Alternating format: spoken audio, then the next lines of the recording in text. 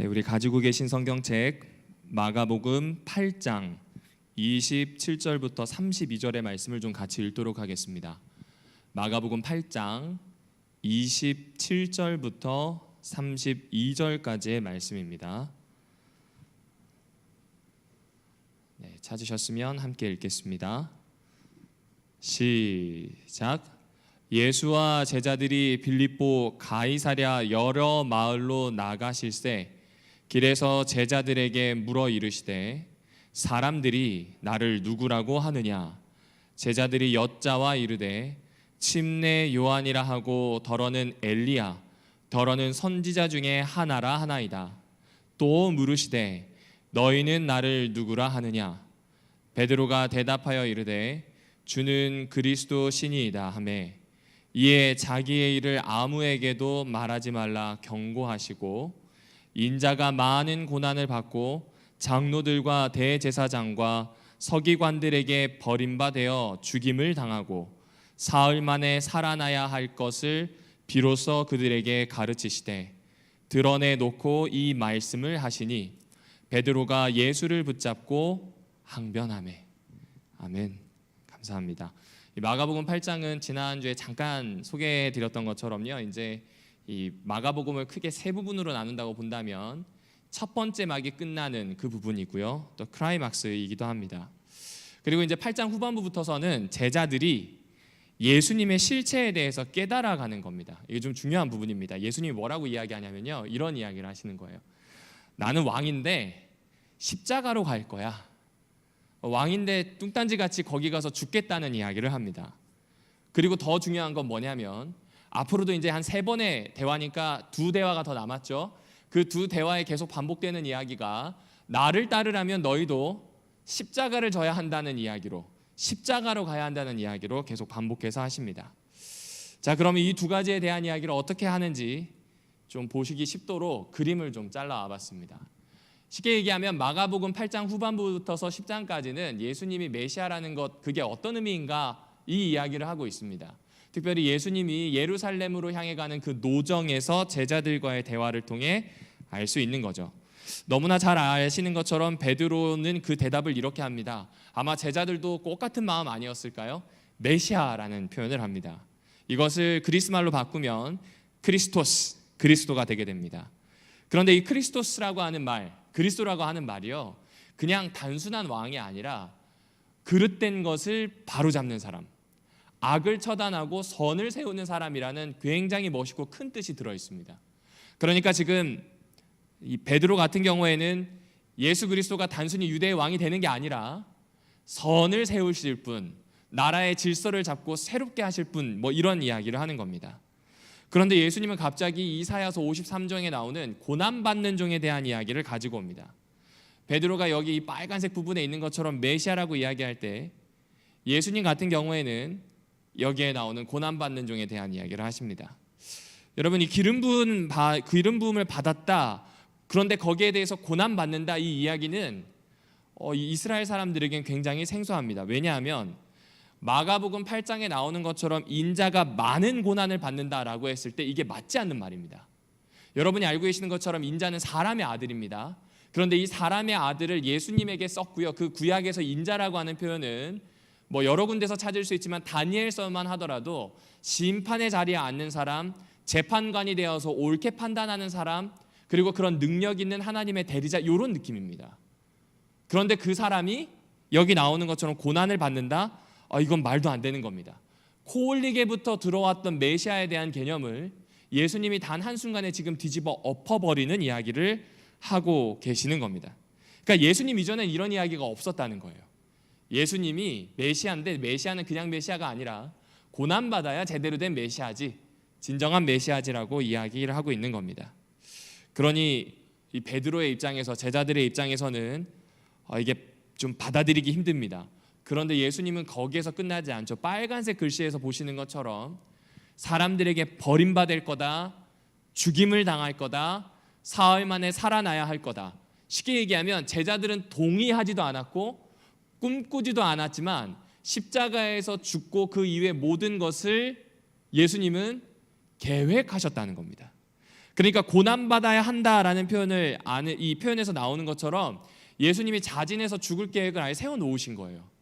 그러니 베드로 입장에서는 도저히 납득할 수가 없는 부분입니다. 그래서 32절 후반부에 보면 베드로가 예수를 붙들고 항변한다는 표현이 나옵니다. 이 항변이 그냥 뭐 논쟁하는 표현으로 생각하시는데 이게 어디에 쓰였는 단어냐면 귀신 쫓아낼 때 예수께서 어미꾸짖어라고 하는 그 단어와 같은 단어입니다. 그러니까 지금 베드로가 예수님을 꾸짖고 있다고 보셔도 돼요. 그만큼 강력하게 이야기하는 겁니다. 아니 왜 메시아가 죽는단 말입니까? 내가 알고 있는 메시아는 그렇지 않은데 예수님 무슨 헛소리 하십니까? 제가 지금까지 한 게 헛산 겁니까? 이 이야기를 하면서 지금 따지고 있다. 이렇게 보시면 좋을 것 같습니다. 그런데 예수님은 이렇게 이야기하시는 거죠. 그래, 네 말대로 나는 메시아이고 왕이다. 그런데 나는 살기 위해서가 아니라 죽기 위해서 이 땅에 왔다. 나는 권자에 오르기 위해서가 아니라 그 반대로 권자는 포기하고 힘을 완전히 잃어버리기 위해서 왔다. 내 목적은 통치하는 것이 아니라 섬기는 것이다. 이런 이야기를 자꾸 하는 겁니다. 그렇게 말씀하시는 예수님의 이야기를 한마디로 표현하자면 그리스도의 고난은 선택사항이 아니라 어떤 것이라고요? 필수라고 하는 걸 볼 수 있습니다. 단순히 나는 죽으러 왔다가 아니라 내가 죽어야만 한다. 내 죽음이 필연적이다. 내가 죽지 않으면 세상도 내 삶도 바뀌지 않는다. 그 이야기를 해주고 있는 겁니다. 자, 그러면 우리는 좀 잘 알고 있다고 생각하는데 본문에서 어떻게 이야기하는지 한번 차근히 쫓아가 볼게요. 왜 예수님의 죽음은 필연적이어야 했을까요? 그렇죠? 왜 반드시 죽어야 했을까요? 여기에는 이분이 윌리엄 반스톤이라고 하는 영국의 성공회라고 하는 교회가 있잖아요. 그 교회의 목사님이에요. 사목자라고도 부르는데 그 사람이 쓴 글 중에 아주 작은 아티클 하나가 있습니다. 거기에 사랑의 현상학이라는 제목이 붙은 아티클인데 이 사랑의 현상학이라고 하는 이 챕터가 굉장히 흥미롭습니다. 뭐라고 되어 있냐면 반스톤이 이렇게 이야기해요. 모든 인간은 말입니다. 특별히 어릴 적 사랑을 제대로 받지 못하고 자란 사람마저도 모든 사람은 일명열애 없이 진짜 사랑과 가짜 사랑을 구분한다는 겁니다. 그러니까 예수님의 죽음이 왜 필연적이냐라고 이야기했을 때 우리는 사랑에 대한 이야기를 하는데 그 사랑을 좀 살펴보자는 거예요. 그 사랑을 생각해 보면 모든 사람, 뭐 사랑을 많이 받든 아니든 사랑이 뭔지 모른다고 생각할 수 있는 그런 환경이든 여하튼 진짜와 가짜 사랑을 구분할 수 있다는 겁니다. 이 사람이 그래서 이야기하는 가짜 사랑은 뭔가? 목적을 위해서 자신의 행복을 위해서 다른 사람을 이용하는 거예요. 네, 이거 가짜랍니다. 그러니까 가짜의 목적은 뭐예요? 자기 자신의 행복만 있는 거예요. 그렇죠? 성적은 자식을 위한 건데 부모를 위한 것일 수도 있는 겁니다. 잘 모르겠습니다. 어쨌든 자신을 지지하고 자신에게 도움이 될 사람에게 사랑을 주려고 노력을 하고요. 그리고 가짜 사랑은 그렇지 않으면 언제든지 손해를 보지 않으려고 합니다. 쉽게 빠져나가려고 하죠. 해가 된다 싶으면 즉시 몸을 뺍니다. 뭐 이건 우리가 잘 알고 있죠. 그런데 반스톤이 이야기하는 진짜 사랑은 목적이 이렇대요. 남의 행복을 위해 자신을 내주는 거래요. 이게 무슨 말이냐면 사랑이 무조건적이라는 이야기입니다. 목적은 남의 행복이 내 행복이에요. 그러니까 이 사랑 때문에 나는 희생이라도 감수할 수 있다는 겁니다. 위험이 와도 충분히 그걸 감내할 수 있다는 겁니다. 아낌없이 전부 내주는 것, 이것 자체가 진짜 사랑이라는 거죠. 여기까지 동의하시고 웬만하면 다 알고 계시는 이야기죠. 근데 반스톤은 이렇게 이야기합니다. 이 이야기를 하면서 밑밥을 깐 이유가 무엇이냐면 진짜 사랑을 할 수 있는 사람은 한 명도 없다는 겁니다.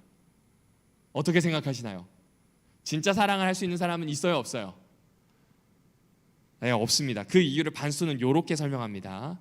우리는 절실하게 사랑을 원하지만 서로에게 그런 사랑을 줄 수 없답니다. 어느 정도는 자기 목적도 들어가고 이렇게 될 수밖에 없다는 거예요. 왜냐하면 이 사람이 이렇게 표현했더라고요. 같이 읽어볼까요? 시작. 우리가 공기와 물을 필요로 하듯 사랑을 어떻게 하기 때문에요? 필요로 하기 때문이래요. 여러분 삼위일체 하나님을 생각해 보세요. 삼위일체 하나님은요 누군가로부터 받는 사랑이 필요하신 분인가요? 아니에요. 그리고 삼위일체 하나님은 사랑이 필요하시지 않을 뿐만 아니라 서로에게 주셨던 사랑은 영원 전부터 있었고 충만합니다.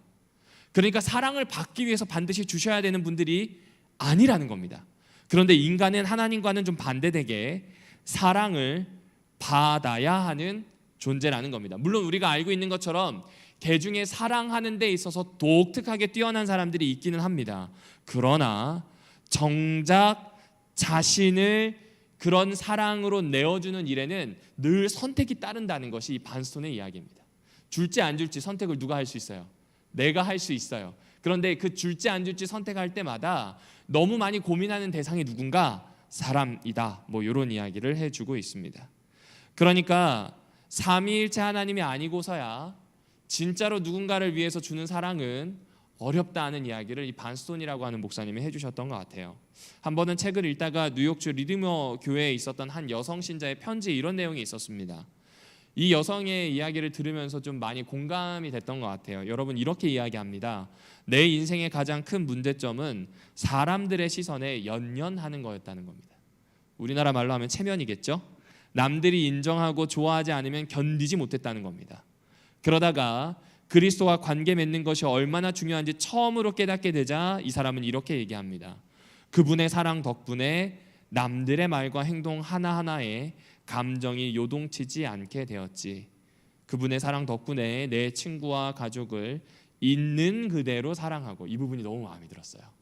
있는 그대로 사랑하고 그들에게 많은 것을 바라지 않게 되었다는 겁니다. 뭐든 부족한 것은 그리스도 안에서 찾을 수 있거든. 남들은 있는 그대로 사랑하니 얼마나 좋은지 몰라라고 이야기합니다. 그렇습니다.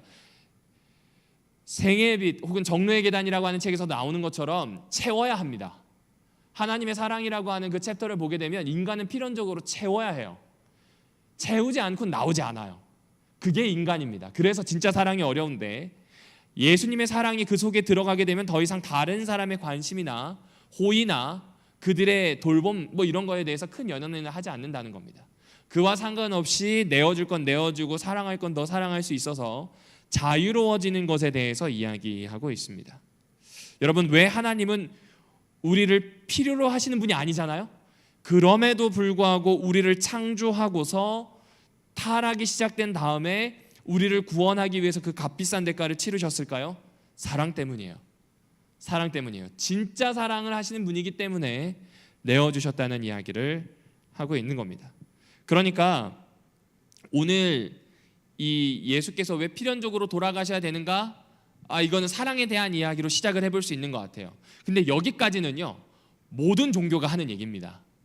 석가모니든 아니면 힌두교에 있었던 그 수없이 많은 신화에 나오는 신들이든 그 사랑을 나누어주고 있는 신이든 성인이든 아니면 뭐 종교의 시조가 되는 모든 사람들이 할 수 있는 이야기입니다. 근데 기독교가 다른 이유가 뭐냐면 이런 사랑이 개인적인 것이 아니라 법적으로 필요하다는 겁니다.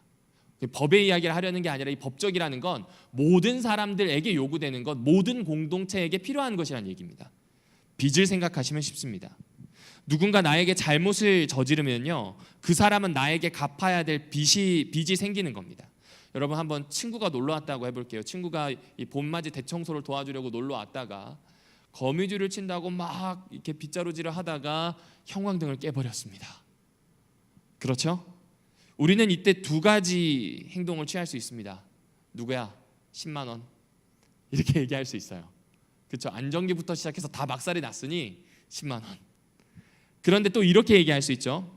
괜찮아, 신경 쓰지 마. 너 신경 쓰지 마. 괜찮아.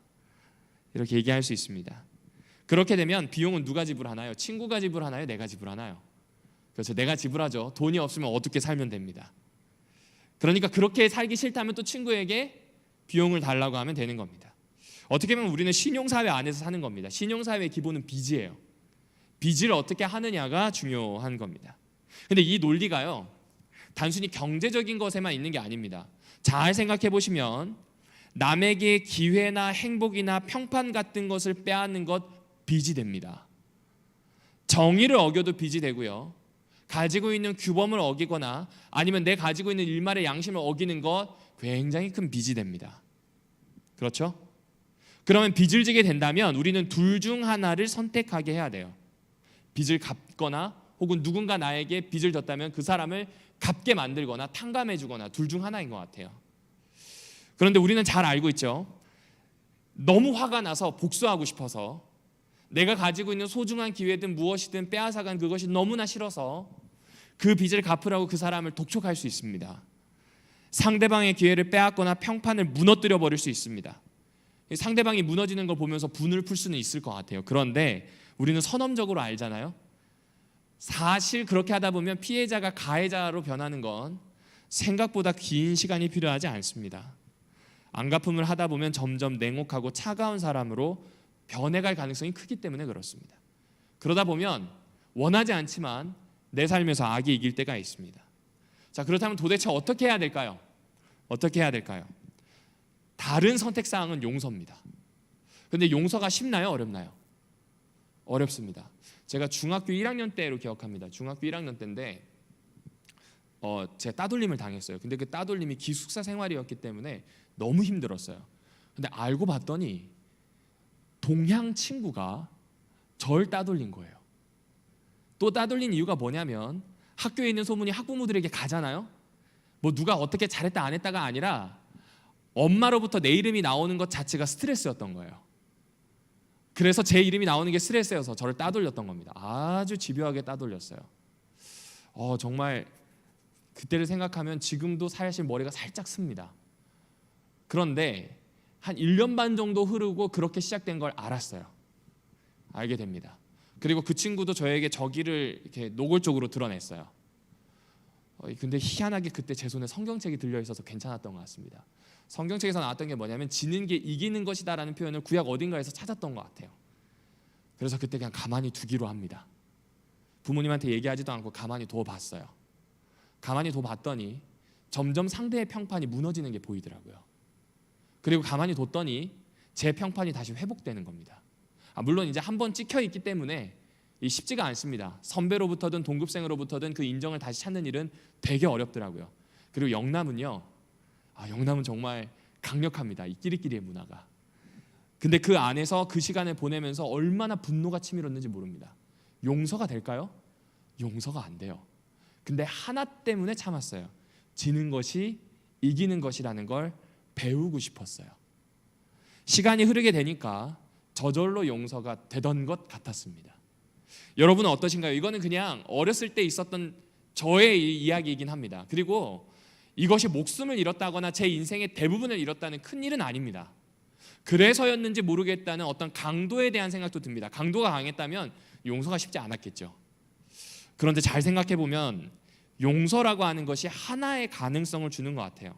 사람으로서의 작은 하나의 가능성을 주는데 그게 뭐냐면 복수를 끊어낼 수 있는 가능성입니다. 딴 게 좋은 게 아니에요. 대가는 다 치른다니까요. 피해자든 가해자든 어떤 일이든지 대가는 치릅니다. 안 변해요. 내가 용서했다고 해서 가해자가 그냥 뭐 이렇게 저렇게 되는 게 아니라 더 잘 될 수도 있어요. 아닌가요? 내 용서와 상관없다니까요. 근데 용서를 통해서 하나 가능성이 나오는데 변화의 가능성이에요. 용서를 하게 되면 적어도 나무라고 공격했던 그 상대가 적어도 변할 수 있는 가능성. 왜냐하면 복수당할 것이라고 응당 생각했는데 복수가 안 온다면 달리 생각할 수 있는 아주 작은 틈이 생긴다는 겁니다. 여러분, 제가 왜 이 이야기를 하냐면요, 마가복음에 나오는 예수님도 지금 그 비슷한 이야기를 합니다. 뭐라고 이야기하냐면 이런 이야기예요. 내가 인류의 죄를 용서할 수 있는 유일한 길은 고통이라는 대가를 치르는 거야. 이 이야기를 해주는 거예요. 여러분 잘 생각해 보세요. 빚이 있잖아요. 그 빚 받아야죠. 조건 없이 만들었잖아요. 신 입장에서는 완벽했어요. 그걸 다 무너뜨린 피조물이면 완전히 갈아엎고 새로 시작해도 됩니다. 그렇잖아요? 빚 청산해버리면 돼요. 그런데 빚 청산하는 걸 선택하지 않고 신은 용서하는 걸 선택합니다. 그 용서는 자신의 고통이라는 대가가 있더라도 그곳을 선택하게 됩니다. 그래서 상대방이 바로 잡힐 수 있는 가능성을 열어두게 되는 겁니다.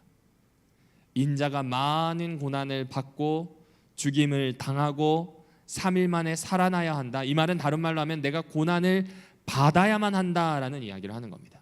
이것이 복음인 이유가 뭐냐면요, 두 가지 선택이 있어요. 인류가 가지고 있는 이 죄라는 빚을 청산할 수 있는 두 가지 선택이 있는데 너무나 완벽한 사랑을 가지신 하나님께서는 복수가 아니라 바뀔 수 있는 가능성인 용서를 택하셨다는 겁니다. 그럼 하나가 더 있죠. 왜 굳이 메시아로 십자가에서 죽어야 했을까요? 그냥 절벽 아래로 몸을 던지셔도 됩니다. 이 표현이 좀 그렇지만 어쨌든 죽는 건 같은 거잖아요. 아니면 늙어 죽을 때까지 평안히 살다가 그렇게 가셔도 됐어요. 이 땅에서 예수님이 그렇게 사셔도 되는데 왜 굳이 십자가였어야 했을까? 히브리서 9장 22절을 좀 같이 읽어보겠습니다. 시작. 피 흘림이 없은즉 사함이, 이 말을 좀 바꿔서 해볼까요? 예수님의 죽음은 폭력에 의해서 돌아가셔야 한다는 겁니다.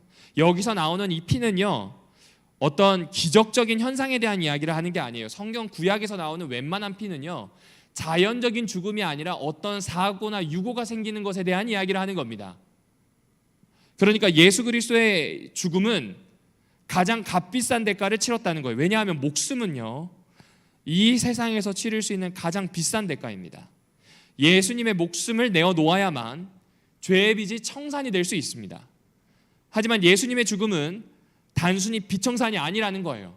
폭로하는 거예요. 그 피 흘림이 무엇인지를 폭로한다는 겁니다.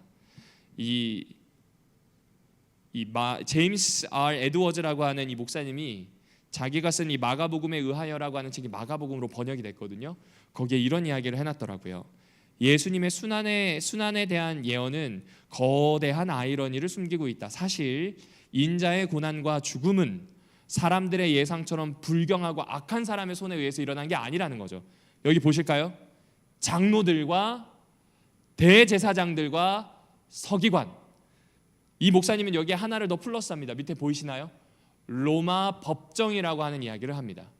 이들의 특징이 뭔가?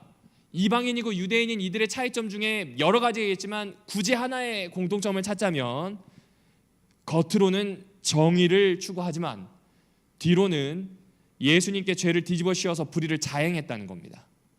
십자가는 정의와 진리가 아닌 권력과 압제와 힘을 위한 것이었다는 거예요.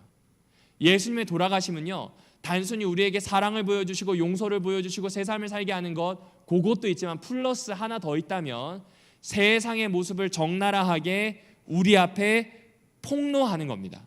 세상의 지배자들은 예수 그리스도에게 유죄를 선고하고 죽였는데 사실상 그 일 때문에, 그 피 흘림 때문에 세상이 가지고 있는 모습이 더 크게 폭로되게 된 겁니다. 그럼 과연 예수님의 죽음은 세상의 추한 모습만 드러냈을까? 아닙니다. 고린도전서 15장에도 그렇고요, 사도행전 2장에도 나옵니다. 사망에 매여 있을 수 없다, 사망에서 자유로워졌다는 이야기를 합니다. 예수님의 죽음은요, 세상의 추태를 드러내기도 했지만 하나님과 그분의 왕국, 그분의 나라에 대해서도 보여주고 있는 겁니다. 예수님의 죽음은 실패가 아니었다는 거예요. 그분의 죽음이라는 형벌을 받아들인 덕분에 그분과 우리를 올가매고 있던 죽음이라는 마수가 풀려나게 되는 겁니다. 그래서 십자가를 지는 것이 이기는 것이라고 볼 수 있는 것 같아요. 십자가 위에서 세상이 가지고 있는 모든 가치를 뒤엎어버린 겁니다. 부패한 권력과 힘, 이것을 심판하기 위해서 군대를 일으킨다거나 맞불을 놓는다거나 권력을 취하지 않고요, 낮아지셨고요, 결국엔 십자가에서 돌아가셨습니다. 그렇게 세상 권력은 패배합니다. 왜 그럴까요? 더 구체적으로 표현하면 세상에 있는 권력은 사람들을 통제하거나 사람들을 다스리기 위해서 참 많은 장치를 쓰는데 그 중에 가장 무서운 도구가 무엇이냐면 죽음이에요. 그런데 그 죽음 자체가 만약 너무 두려운 것이라면 그들을 따르겠지만 그 다음에 새로운 것이 있다면 말입니다. 이거는 얘기가 달라지게 되는 겁니다. 만약 내가 예수 그리스도를 믿고 예수 그리스도를 왕으로 삶아서 예수님을 쫓아 십자가에서 죽었다고 한번 표현을 해볼게요. 그렇게 되면 세상 권력은 승리의 계가를 부를지 모르지만 내가 다시 일어나는 그날 예수를 본다면 그 이야기는 완전 새로운 이야기가 된다는 겁니다. 초기 교회에 살고 있었던 사람들, 처음 예수를 믿고 하나님 나라를 바랬던 사람들에게 있어서 이건 엄청난 소식이었습니다. 계급도 있었고 신분도 있었고 성별도 있었고 무엇보다 로마 제국이 강거했습니다. 그런데 이 모든 것을 이겨내고 자유로워질 수 있는 길로 예수 그리스도와 그분의 죽음, 그래서 그분이 십자가 위에 서신 메시아라는 이야기를 마가는 지금 풀어가고 있는 겁니다. 따라서 이제 우리는 두려움이 아니라 사랑 속에서 살 수 있으므로 죽음을 더 이상 무서워할 필요가 없다는 겁니다. 이 그림에서도 보면 다시 살펴보시면 예수님이 하시는 이야기는 이거예요. 나는 왕인데 그냥 왕이 아니라 고난받는 종의 모습을 가진 왕이라는 이야기를 하십니다.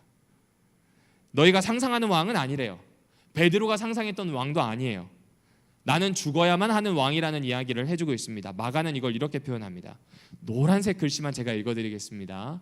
누구든지 나를 따라오려거든 자기를 부인하고 자기의 십자가를 지고 나를 따를 것이라는 표현이 나옵니다. 아마 이 재림연수원에 가서 십자가 연수를 하면서 많이 들으셨을 내용인 것 같습니다.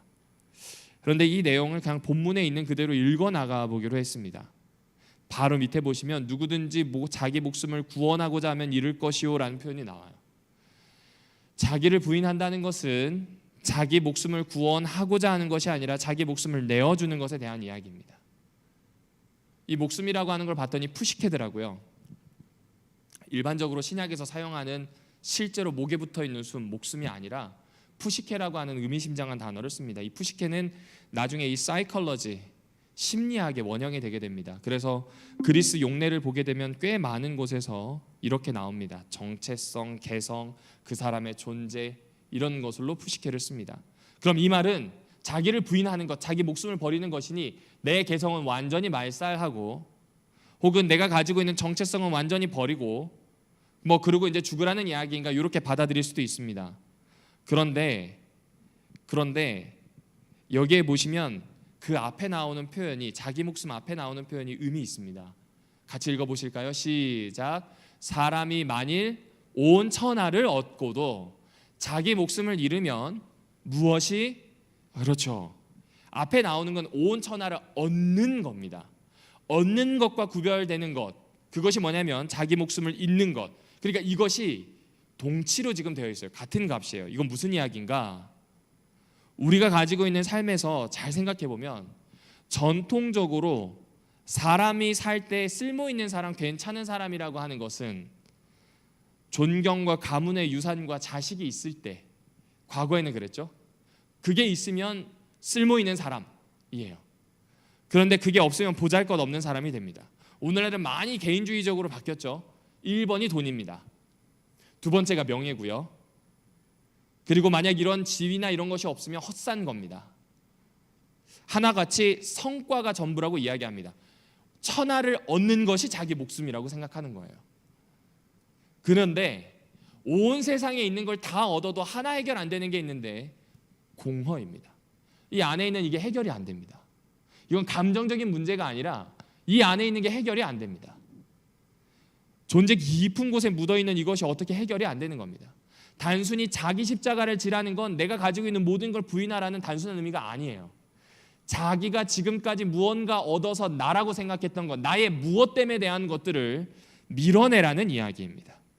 여러분, 이 작업은 기적과 같은 작업인 것 같아요. 왜냐하면 공허라고 하는 것을 성경에서 제일 처음 어떻게 취급하시냐면 창세기 1장에 하나님이 창조하시면서 공허를 해결하시는 장면이 나와요.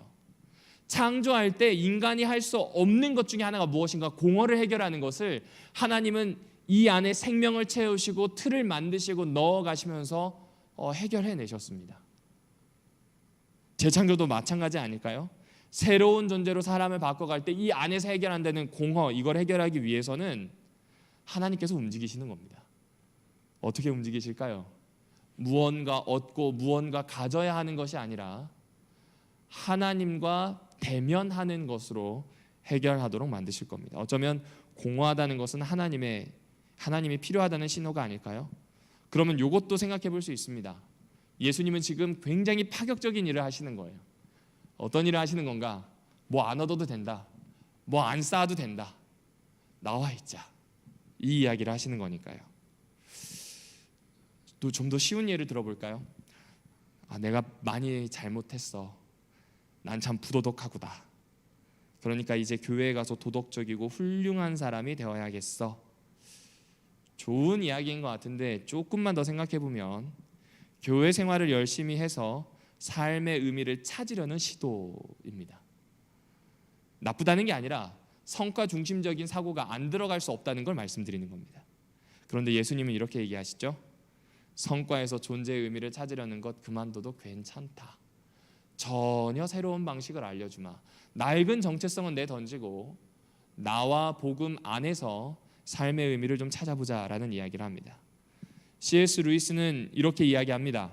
자기를 비우고 그분을 채울수록 더욱 진정한 자신이 되어간다.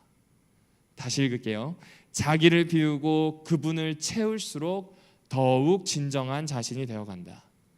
진정한 자기가 그분 안에서 우리를 내내 기다리고 있다.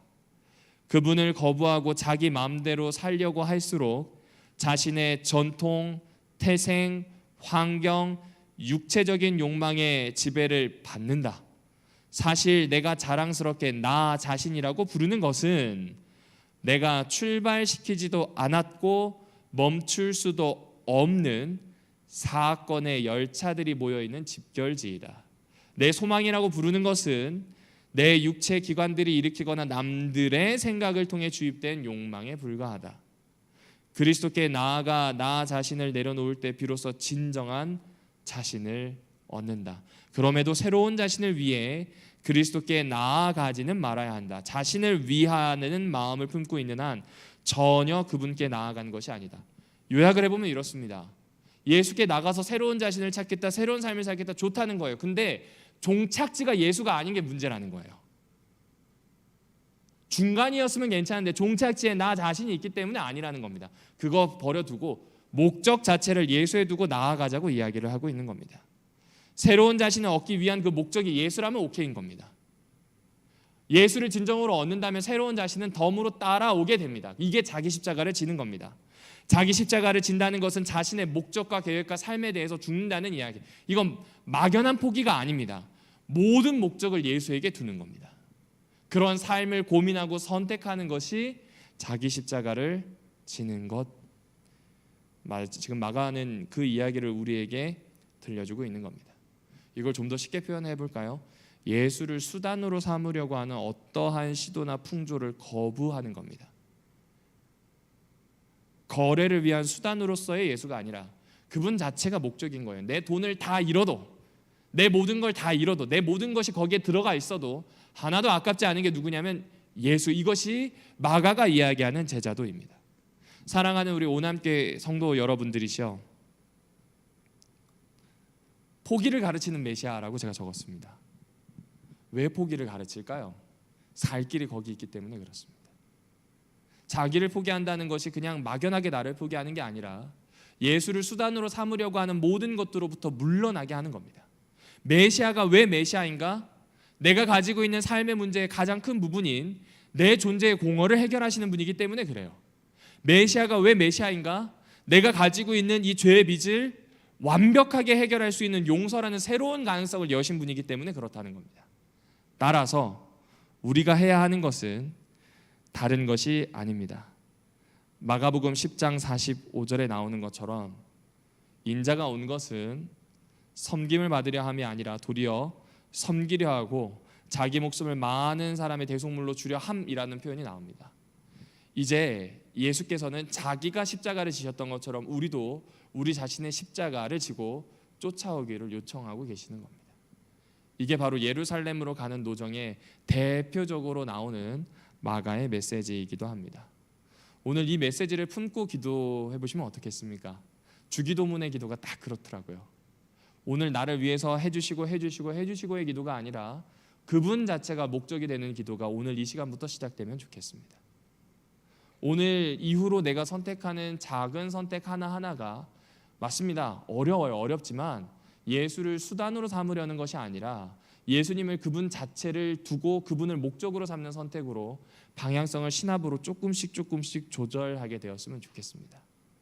그리고 그 시작이 오늘 여기에서부터 일어나면 좋겠다는 생각이 듭니다.